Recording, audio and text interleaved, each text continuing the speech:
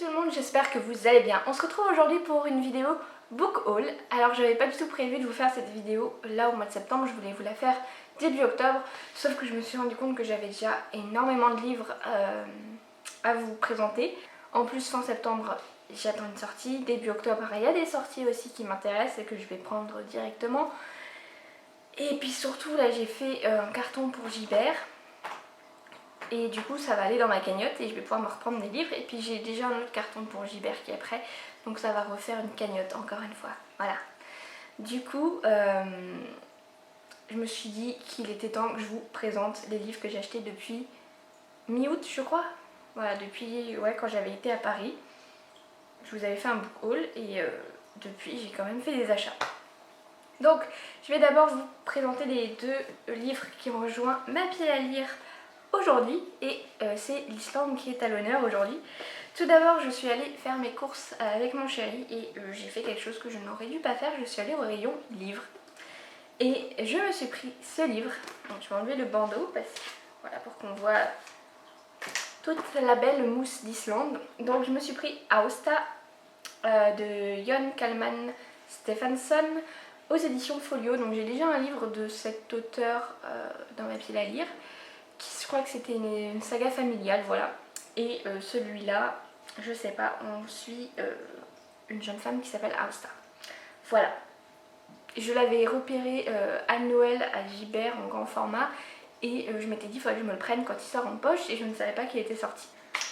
Du coup, on reste en Islande avec un livre que j'ai commandé sur Rakuten. C'est Le Testament des gouttes de pluie par Einar Már Guðmundsson. J'ai déjà un livre de cet auteur dans ma pile à lire qui est juste là, qui est Les Rois d'Islande, que je n'ai toujours pas lu non plus. Mais celui-là, c'est pas mal. En fait, on va...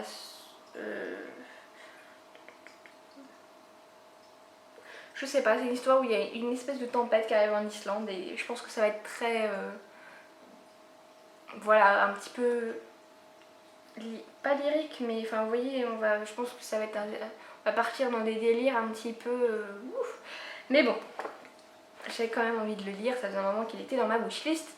Et là, j'avais une petite cagnotte Rakuten à dépenser, du coup, je me le suis pris. Et du coup, je l'ai quasiment pas payé, je crois. Ensuite, je vais vous parler des livres individuels, on va dire, et après j'ai fait deux commandes sur Rakuten à différents vendeurs. Donc, tout d'abord, j'ai enfin trouvé un livre dans la boîte à livres de ma ville, c'est la première fois. Donc, j'ai trouvé le premier tome de Charlie Davidson, première tombe sur la droite. Donc, j'avais testé cette saga il y a un an et demi, je crois, sur ma Kindle, et ça l'avait pas fait, j'avais pas accroché. Et là quand je l'ai vu je me suis dit je vais peut-être retenter en papier, ça peut le faire. Voilà. Donc je me suis dit voilà, et puis si ça le fait pas je vais le remettre dans la boîte à livres, hein, c'est pas très grave. Voilà, donc c'est l'histoire d'une faucheuse je crois et c'est assez drôle apparemment. C'est de la bitlique, hein, voilà. C'est pas trop le genre de lecture que je fais actuellement, mais pourquoi pas. Ensuite, je me suis pris sur Rakuten un vendeur en particulier qui a peur de la mort de Nnedi Okorafor au livre de poche. Donc ça c'est un posta qui se passe en Afrique. J'ai très envie de le lire, il est dans ma pile à lire pour le Pumpkin Autumn Challenge et je vais bientôt le lire normalement. Et ensuite je me suis pris un livre chez Momox, c'est Métro 2033 de Dmitri Glukovski au livre de poche. Donc ça c'est de la faute à Séverine, voilà. Donc en fait là c'est aussi un roman post-apocalyptique qui se passe en 2033 et qui se passe dans le métro, comme le titre l'indique. On va suivre un personnage je crois qui se déplace de station en station, voilà, qui rencontre des gens. Voilà, c'est ça que j'en ai retenu par rapport à ce qu'avait dit Séverine. Ça me tente pas mal, après je sais pas, il me fait un petit peu peur, hein, clairement, il fait quasiment 900 pages et... je sais pas si c'est de la SF ou... Si, ouais, c'est de la SF quand même. Je sais pas. Bref, en tout cas, il me fait quand même un petit peu peur, mais un jour, je me lancerai. Ensuite, j'ai fait deux commandes de livres d'occasion. D'ailleurs, tous ceux-là sont d'occasion, sauf celui que j'ai acheté aujourd'hui aux courses. J'ai fait tout d'abord une première commande sur Chapitre Occasion. Je me suis pris 5 livres que je cherchais depuis un moment mais que je trouvais jamais, soit à la bouquinerie du Sar là sur Rakuten, ni en vrai dans des bouquineries ou chez Gibert ou quoi. Du coup là je les ai vus, ils étaient un petit peu plus chers que par exemple la bouquinerie où c'est des livres qui sont généralement à 2 € et quelques.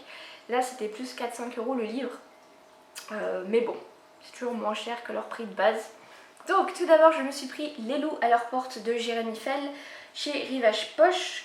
Donc celui-là je vous l'ai déjà montré dans ma vidéo pile à lire du Back to Books Challenge.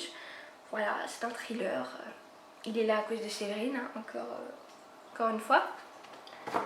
Ensuite, je me suis pris Une pluie sans fin de Michael Faris Smith chez 10-18. C'est un livre post-apocalyptique. Je sais pas ce que j'ai en ce moment, j'ai envie de lire du posta. Mais du posta adulte, hein, pas du posta young adulte. Là, je crois qu'il y a des tempêtes en permanence. Donc ça se passe aux États-Unis. Et on va suivre un personnage qui a perdu toute sa famille, je crois. Et il va trouver une colonie de survivants menée par un prêcheur fanatique.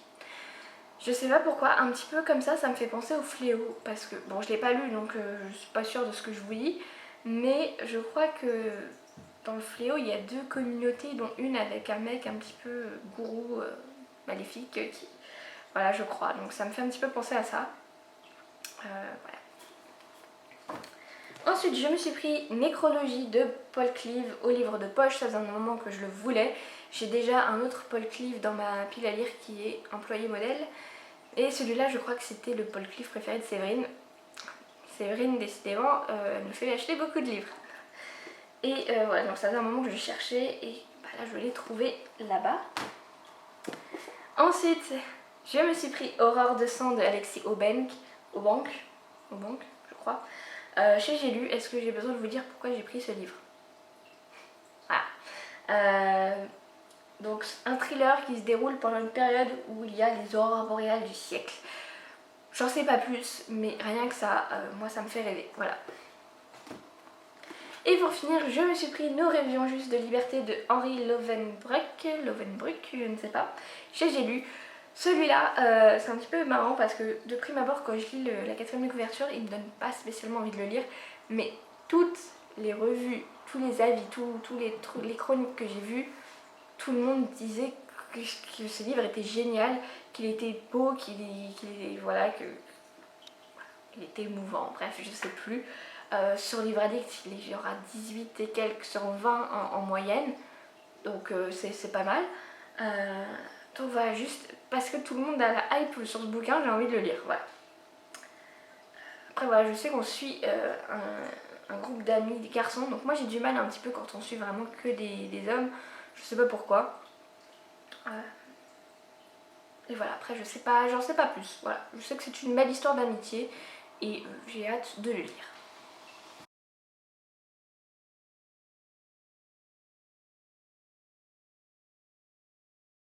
Je me suis pris Nulle part sur la terre de Michael Faris Smith chez 10-18. Donc là on se retrouve dans une histoire, on a une femme qui marche seule sur une route de Louisiane, blablabla, elle va rencontrer un homme. Voilà, et je sais pas, il y a une histoire de meurtre. Bref, ça me tentait pas mal. En plus, il y a une petite phrase qui m'a donné un petit peu envie, c'est dans les paysages désolés de la campagne américaine, un meurtre va réunir ses âmes perdues, dont les vies vont bientôt ne tenir qu'à un fil. Voilà, ça a l'air d'être quand même un petit peu du nature writing, et j'aime ça.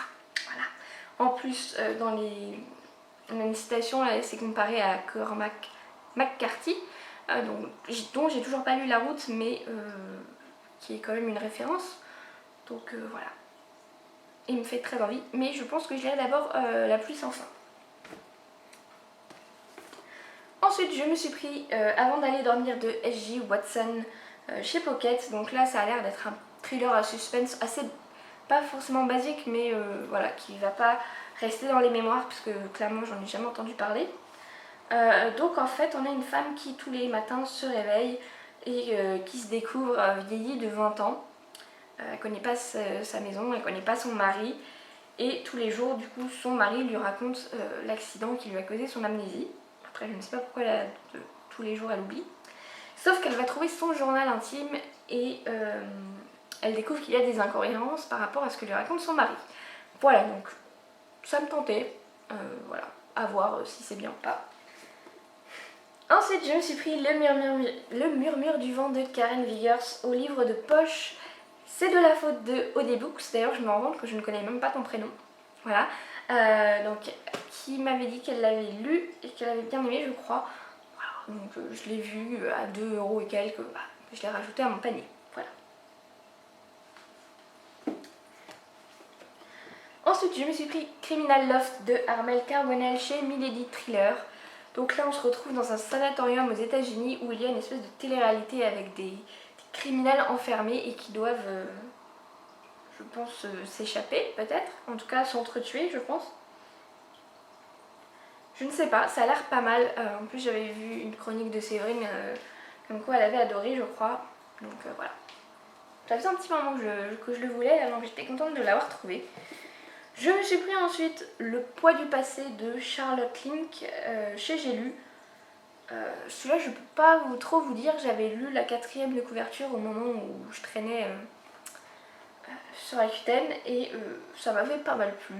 Voilà, je crois que ça se passe en Angleterre. On a une femme, une femme qui a un mari et une fille, et un soir un homme vient frapper à sa porte et c'est en fait un naufragé qu'elle avait secouru auparavant et il vient lui demander l'hospitalité, blablabla. Elle le laisse s'immiscer dans sa vie et mais lorsque les 2 enfants de la région sont assassinés et que sa propre fille disparaît, Virginia désespérée se met à soupçonner Nathan. Voilà, ça a l'air pas mal.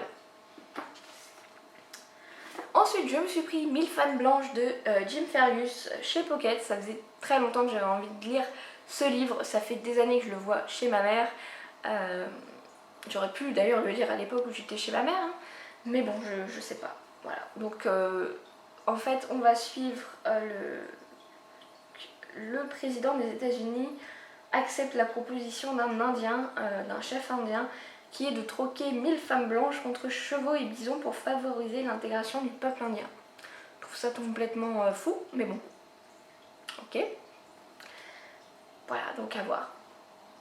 Surtout que là, j'ai vu que le tome 3 sortait là, au mois d'octobre ou de novembre, je crois. Et apparemment, il y a eu un temps infini entre le tome 2 et le tome 1 et le tome 2.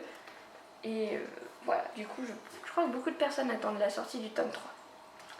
Et pour finir, je me suis pris un tout petit livre, c'est La mémoire des murs de Tatiana de René, encore un Tatiana de René. Celui-là, je crois qu'il ressemble pas mal au seul que j'ai lu de l'auteur, qui était Le Voisin, puisqu'on se retrouve avec une femme qui emménage dans un nouvel endroit, et voilà, il y a une histoire avec le fait qu'il y a eu un crime qui s'est passé dans son appartement. Voilà, je ne sais pas, je n'en sais pas plus, mais ça me tente pas mal et puis ça peut être le genre de bouquin que je lis en une après-midi, voilà, ça peut être sympa. Voilà tout le monde, j'ai fini du coup mon book haul qui était quand même assez conséquent. Je vais vous laisser et on se retrouve très bientôt pour une prochaine vidéo. Salut!